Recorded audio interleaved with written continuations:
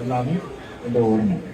ഇതുപോലെയുള്ള ഒരുപാട് സ്ഥാപനങ്ങളിൽ പോയി 2019 തോൽവിയായിട്ട് ഞാൻ ഇന്നുവരെ ഏറ്റെടുത്തിട്ടില്ല. അതൊരു അടിച്ചമർത്തലായിരുന്നു, തോൽപ്പിക്കലായിരുന്നു എന്ന് മാത്രമേ ഞാൻ എടുത്തിട്ടുള്ളൂ. അതിന് വ്യക്തമായ വിശദീകരണങ്ങളും രാഷ്ട്രീയങ്ങൾ തമ്മിലുള്ള ഒത്തുകളിയിലൊക്കെ നമ്മൾ ഡിഫീറ്റഡാണ്. പക്ഷെ നോൺ വിക്ടോറിയസ്. അതാണ് ഞാൻ മനസ്സിലാക്കുന്നത്. ഇത്തവണയും അതിനുള്ള വമ്പിച്ച സാധ്യതയാണ്. ഞാൻ എത്രയും നിങ്ങളോട് പറയുന്നുണ്ട്, നിങ്ങൾക്കെല്ലാം നിങ്ങളുടെ കുടുംബവശാൽ ഒരുപാട് രാഷ്ട്രീയ ബാധ്യതകളുണ്ടാവും, രാഷ്ട്രീയ അഫിലിയേഷൻസ് ഉണ്ടാവും, ലാഞ്ചനകളുണ്ടാവും, ഇഷ്ടങ്ങളുണ്ടാവും. അതിലൊന്നും ഒരു മാറ്റവും വരുത്തുന്നു.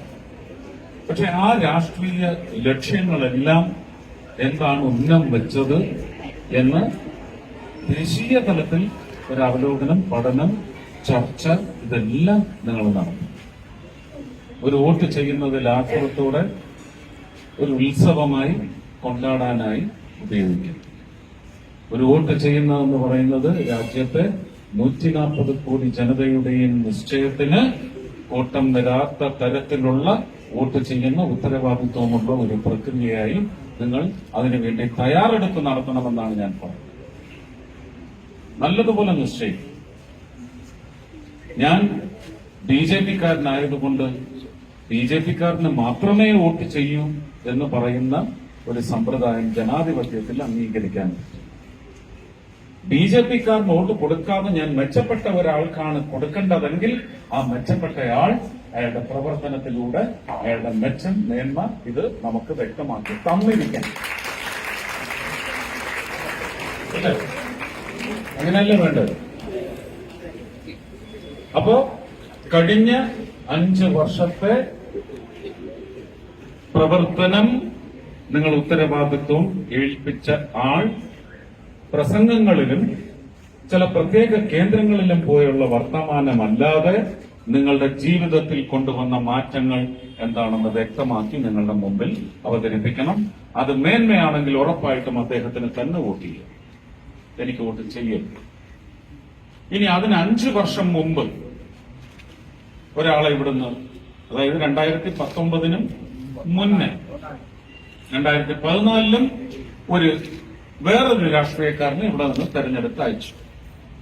അവരും തൃശൂർ മണ്ഡലത്തിന്റെയെങ്കിലും ജില്ലയെന്നും ഞാൻ പറയുന്നു കാര്യങ്ങൾ നിങ്ങളുടെയൊക്കെ അച്ഛനമ്മമാരുടെ സ്വപ്നത്തിലേക്ക് വളർത്തിയോ? വെറും രാഷ്ട്രീയം വളർത്തുന്നതല്ലല്ലോ. രാഷ്ട്രീയ പശ്ചാത്തലത്തിൽ നിന്നുകൊണ്ട് അധമത്തിന് യുദ്ധം ചെയ്യുന്നതല്ലല്ലോ. നിങ്ങളുടെ വോട്ടിന്റെ വില അതിലല്ലല്ലോ നിശ്ചയിക്കുന്നത്. നിങ്ങളിലേക്ക് എന്ത് കൊണ്ടുവന്നു?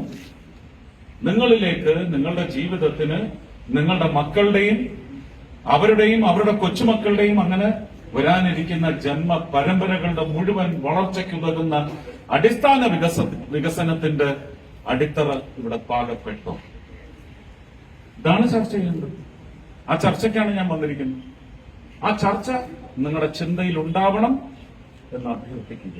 വോട്ട് ചെയ്യുന്നതിന് മുമ്പ് 2014 മുതൽ ജയിപ്പിച്ച് വിട്ട ജനപ്രതിനിധികൾ അവരുടെ മാറ്റുരച്ച് തിളക്കം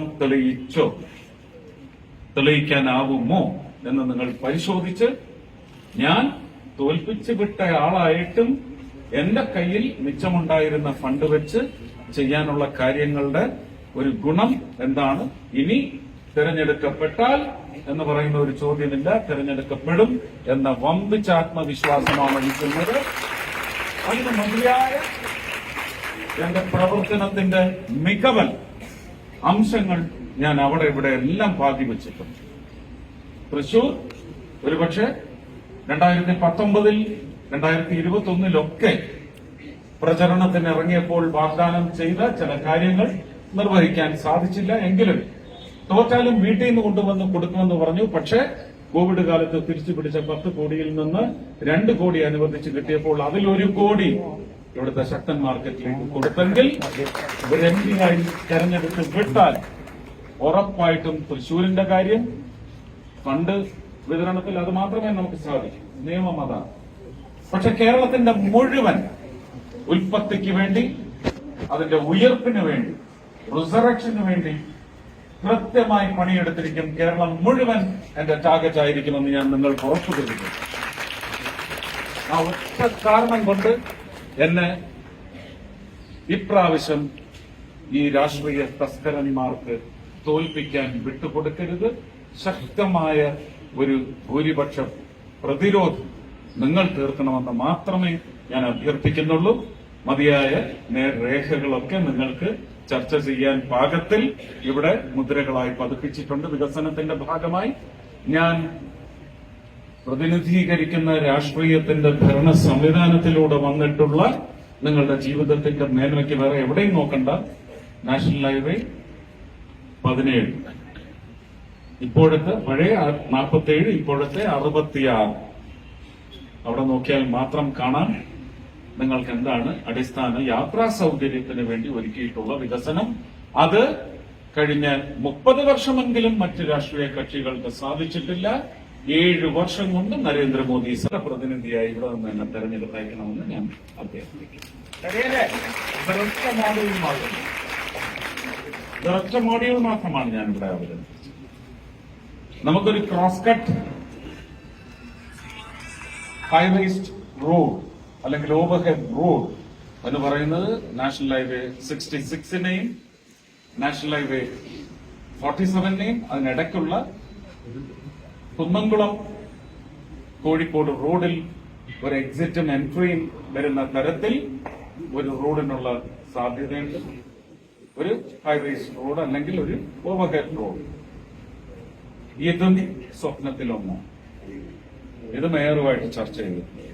ശക്തൻ മാർക്കറ്റിന്റെ പൂർണ്ണമായ വിപുലീകരണം, ഒരു വേൾഡ് ക്ലാസ് മാർക്കറ്റിലേക്ക് അത് ഉയർത്തുന്നു. ഇതൊക്കെ സ്വപ്നങ്ങളാണ്. ഇനി നിരവധിയായ ഒരുപാട് രേഖകൾ മനസ്സിൽ കോറിയിട്ടിട്ടുണ്ട്.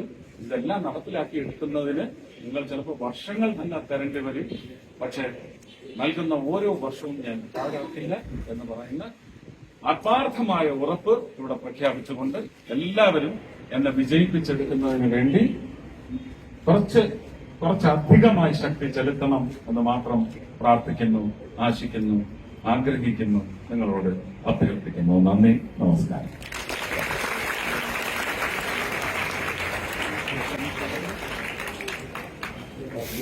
ഓക്കെ അല്ലേ?